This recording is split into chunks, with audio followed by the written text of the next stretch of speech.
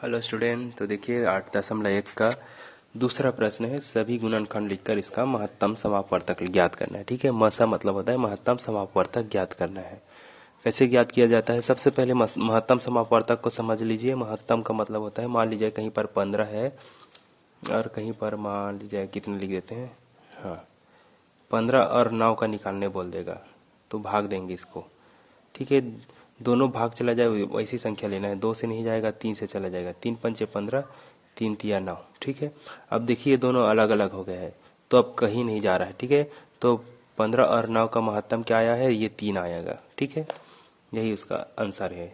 जब तक दोनों साथ में एक साथ भाग चला जाता है उतने तक को ही लिखा जाता है। ठीक है, मान लीजिए यहाँ मैं क्या कर देता, यहाँ 15 है और यहाँ मैं कर देता 21 कर देता। ठीक है, तो 3 सत्ते 21 तो भी नहीं जाता है। ठीक है, यहाँ पर मैं बदल देता हूँ।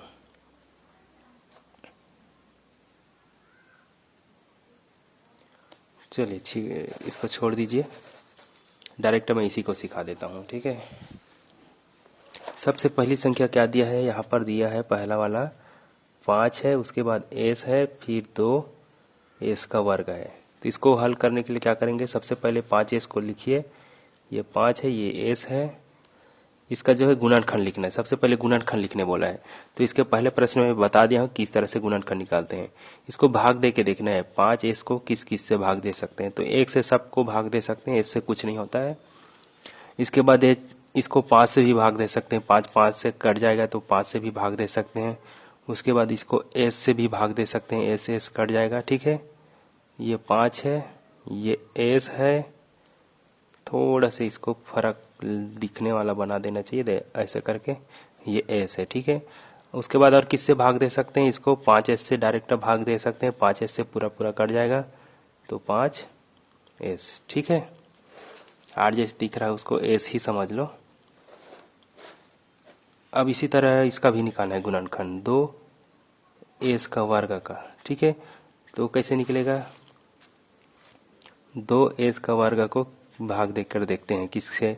सबसे पहले 1 से तो हर किसी को भाग दिया जा सकता है, फिर 2 से इसको भाग देंगे तो 2 से 2 कट जाएगा तो 2 भी लिख सकते हैं। उसके बाद इसको एस से भाग देंगे तो एस से एस कट जाएगा, यहाँ 2 एस है तो 1 एस तो कटेगा कम से कम।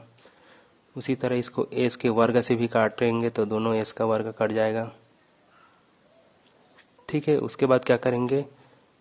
इसका वर्ग हटा दो, 2 एस से भी ऐसे काटेंगे तो 1 एस बच जाएगा, तो 2 एस से भी काट सकते हैं। उसके बाद 2 एस का वर्ग से भी काटा जा सकता है, 2 एस के वर्ग से। ठीक है, इतना हो गया, समझ में आ गया होगा। अब इसका महत्तम समापवर्तक कैसे निकाला जाता है? ठीक है, उभयनिष्ठ इसका महत्तम निकालने के लिए क्या करते हैं? इन दोनों में जोड़ी खोजते हैं। ठीक है, जिसका जोड़ी मिलता है उसी का जो है गुना होता है। जैसे 1 का जोड़ी है और 1 का जो, इसे तो गुना करने से कोई फर्क नहीं पड़ेगा। 1 का जोड़ी मिला और किसका मिला है जी? एस से मिला है। ठीक है, ये एस अकेला है, ये भी है। 5 एस इसमें कहीं पर 5 एस नहीं दिख रहा है ना। ये 2 एस है, 2 एस का वर्ग है, ये 5 एस है, ये एस का वर्ग है, तो और कहीं कुछ नहीं मिल रहा है। ठीक है, तो इन दोनों का महत्तम क्या हो जाएगा?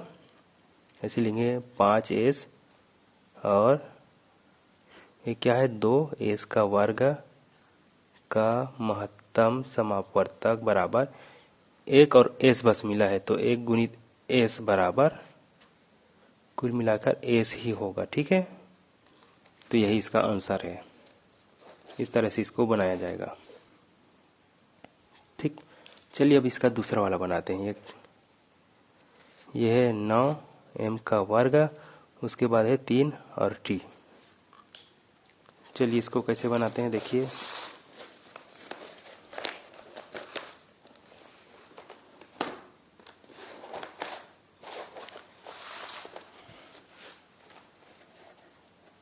सबसे पहले इस 9 एम का वर्ग का हमें गुणनखंड निकालना होगा।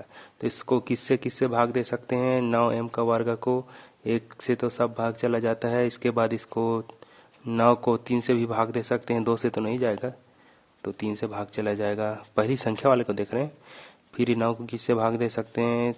4 से नहीं होगा, 5 से नहीं होगा, 6 से नहीं होगा, 7 से नहीं होगा, 8 से नहीं होगा, सीधा 9 से होगा। ठीक है। उसके बाद ये m का वर्ग है। ठीक है।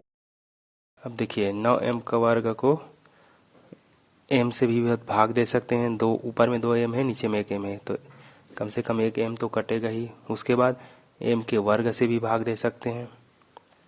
ठीक। अब सिंगल सिंगल भाग देने वाला काम खत्म हो गया। अब क्या करते हैं, इस 3 और m को मिलाकर लिख सकते हैं ऐसे। 3m से भी भाग जा सकता है, तो क्या लिखेंगे, 3 और m को मिला दो तो 3m हो गया। उसी तरह 3 और m वर्ग को मिला दो तो 3m का वर्ग हो जाएगा। इसी तरह 9 और m को मिलाएंगे तो 9m हो जाएगा। 9 और m वर्ग को मिलाएंगे तो 9m का वर्ग हो जाएगा। ठीक है। इन सब से भाग जा सकता है, इस तरह से इसको लिखना है। ठीक है। अब देखिए इसके साथ एक और संख्या दिया है, उसका जो है गुणनखंड निकालेंगे। देखिए ये 3t है, 3 है और t है। इसको यहाँ लिखते हैं 3 और t, इसका जो है गुणनखंड निकालेंगे। तो 3t को किससे भाग दे सकते हैं? देखिए 1 से सब भाग चला जाएगा, उसको छोड़ो। उसके बाद इसको 3 को 3 से भाग दे सकते हैं और t को t से भाग दे सकते हैं, तो t आएगा। उसके बाद क्या है, और कुछ नहीं, 3 और t एक साथ लिख सकते हैं ऐसे, 3 और t। ठीक। चलिए अब इसका देखते हैं जोड़ी, किसका किसका जोड़ी बन रहा है, उसी को गुणनखंड करेंगे। सबसे पहले तो 1 का तो हर किसी में बनता है। उसके बाद यहाँ 3 है और यहाँ भी 3 है, बन गया। उसके बाद कहीं t दिख रहा है ना कहीं m दिख रहा है, ना इसमें m है ना उसमें t है। इधर जैसे 3t है, इधर कहीं पर 3t नहीं है, तो सिर्फ इसका जो महत्तम जो है इन दोनों को मिल रहा है। ठीक है। तो लिखना 9m का वर्ग और 3t का महत्तम समापवर्तक क्या मिलेगा, इन दोनों को गुना कर दो। जिसका जोड़ी मिला है 1 और 3 का मिला है, तो 1 गुणित 3 बराबर 3, यही इसका आंसर है। ठीक है। इस तरह से इसको बनाया जाता है। आप लोग भी बना सकते हैं, बहुत ही सरल है। इसका जो है तीसरा चौथा प्रश्न है। ठीक है। बनाकर देखना, और वीडियो समझ में आए, अच्छा लगे तो लाइक कर देना। चैनल को अगर सब्सक्राइब नहीं किए हैं तो प्लीज़ सब्सक्राइब कर देना, और मिलते हैं नेक्स्ट वीडियो के साथ।